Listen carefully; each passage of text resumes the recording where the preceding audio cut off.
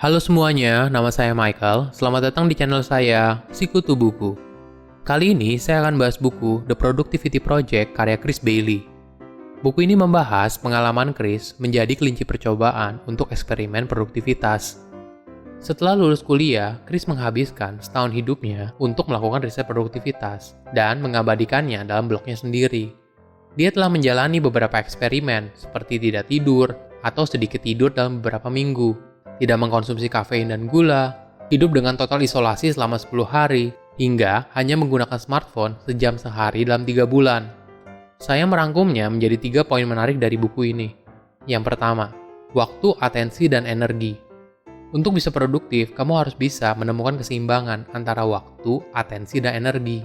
Umumnya, banyak orang salah kaprah kalau produktivitas hanya soal manajemen waktu. Padahal itu hanya satu dari 3 area yang harus kamu miliki. Kamu bisa saja punya waktu yang cukup, fokus yang kuat, tapi kalau kamu dalam kondisi lelah, produktivitas kamu akan menurun. Chris melakukan eksperimen dengan bekerja dalam waktu yang panjang, yaitu 90 jam dalam seminggu, atau setara dengan 18 jam per hari, jika kamu bekerja 5 hari dalam seminggu. Walaupun waktu kerjanya lebih panjang, tapi dia hanya menyelesaikan tugas sedikit lebih banyak dibandingkan bekerja 24 jam dalam seminggu, atau setara dengan 4-5 jam sehari. Hal ini disebabkan bekerja dalam waktu yang lebih panjang membuat dia kesulitan untuk fokus, dan tubuhnya menjadi sangat lelah. Akibatnya, stres levelnya meningkat dan energinya turun. Produktivitas juga tidak bicara soal jadi sibuk. Ketika seseorang bilang gak punya waktu, artinya kegiatan itu tidak cukup penting atau menarik dibandingkan yang mereka kerjakan sekarang.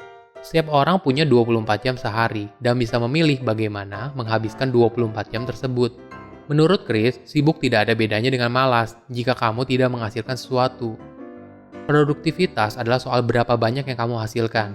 Ketika kamu merasa kalau kamu produktif, coba lihat berapa banyak yang kamu hasilkan. Apabila sedikit, kamu mungkin hanya sibuk, dan perhatikan apakah kamu telah menyeimbangkan antara waktu, atensi, dan energi. Kedua, susun tugas berdasarkan prioritas. Untuk tugas yang sangat penting, kamu harus mengalokasikan waktu, atensi, dan energi paling besar di sana. Biasanya, setiap orang punya waktu produktivitasnya sendiri, atau dikenal dengan biological prime time. Ini adalah waktu di mana seseorang punya energi yang sangat tinggi dan paling produktif. Ada orang yang waktu produktifnya di pagi hari, atau dikenal dengan early birds, atau bisa juga di malam hari, atau dikenal dengan night owl, atau bukan juga keduanya.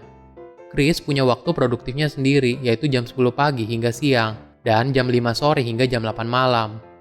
Gunakan waktu produktif kamu untuk menyelesaikan tugas yang penting, sedangkan tugas yang kurang penting seperti membalas email dan WhatsApp, taruh di waktu yang lain. Apabila memungkinkan, kamu delegasikan tugas yang kurang penting.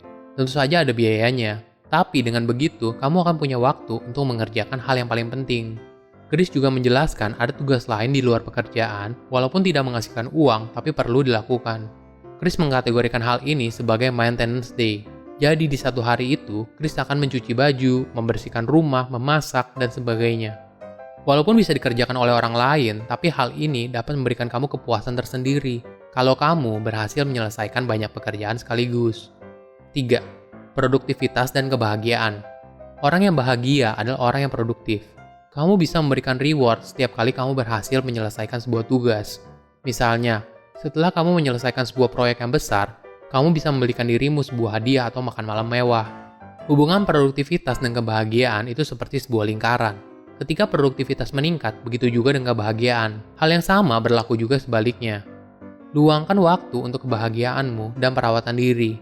2 hal itu akan berdampak besar pada produktivitasmu. Tidur merupakan elemen penting dalam hal merawat diri. Hampir separuh penduduk Amerika Serikat mengalami kesulitan tidur.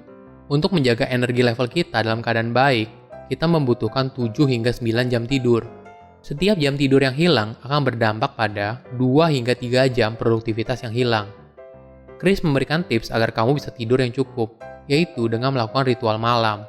Pergilah tidur di jam yang sama setiap hari. Jadikan ini sebuah rutinitas.